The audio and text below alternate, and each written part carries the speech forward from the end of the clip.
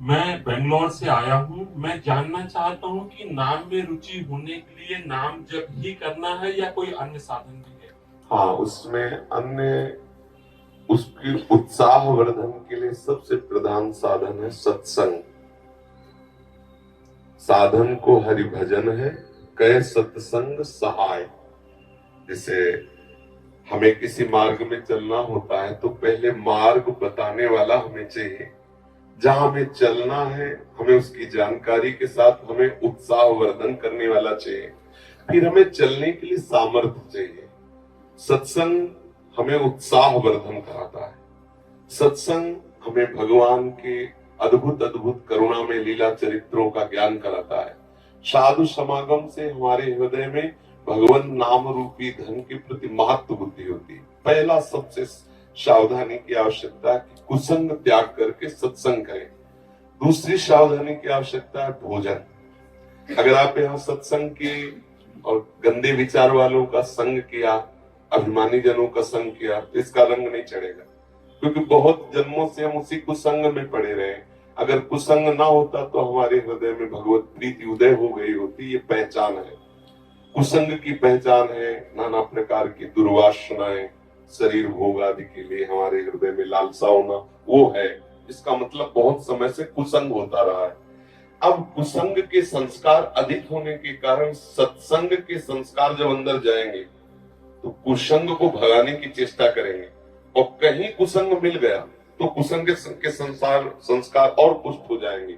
एक संसार दुष्ट की संगति, ताहू में तुम पुष्ट करावो। विनती करो सकल धर्मिंसो, धर्मी हुए जिन नाम धराओ।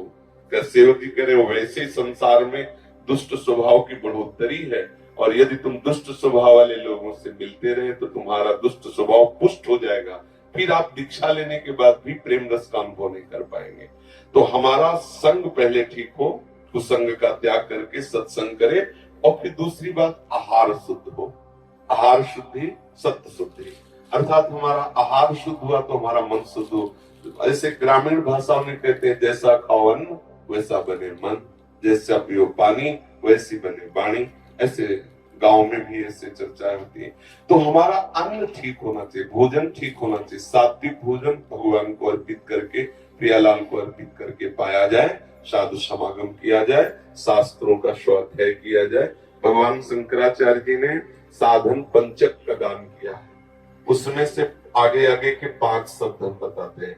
पहला है वेदो नित्यमधीयताम, दूसरा है संगा सत्सुनिधीयताम, तीसरा है महावाक्यार्थस्य विचारिताम, चौथा है क्षुद्र व्याधि चिकित्सिताम, पांचवा है एकांते सुखमाश्रिताम तथा तो ब्रह्म जिज्ञासा।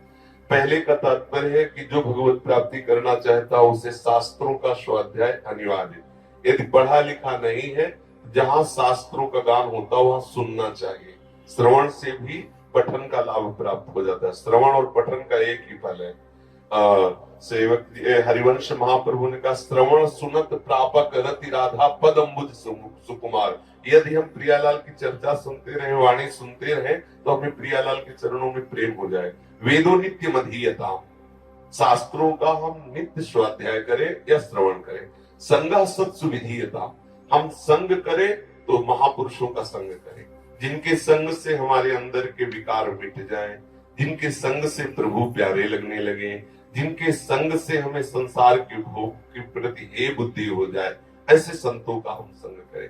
और महावाक्यार्थस्य विचारिता, जो महापुरुषों ने अनुभव किया है, वो जो वचन बोलते हैं। वैसे यहाँ महावाक्य का तात्पर्य तो अहम ब्रह्मास्मादि से है, लेकिन हम उसको इस रूप में लेते हैं कि जो संत महापुरुषों ने जीवन में अनुभव करके और वो शास्त्रों का सार वाक्य बोलते हैं, विचारिता वाक्यार्थस्य विचारिता, हम उनके वाक्यों के अर्थ का विचार करें।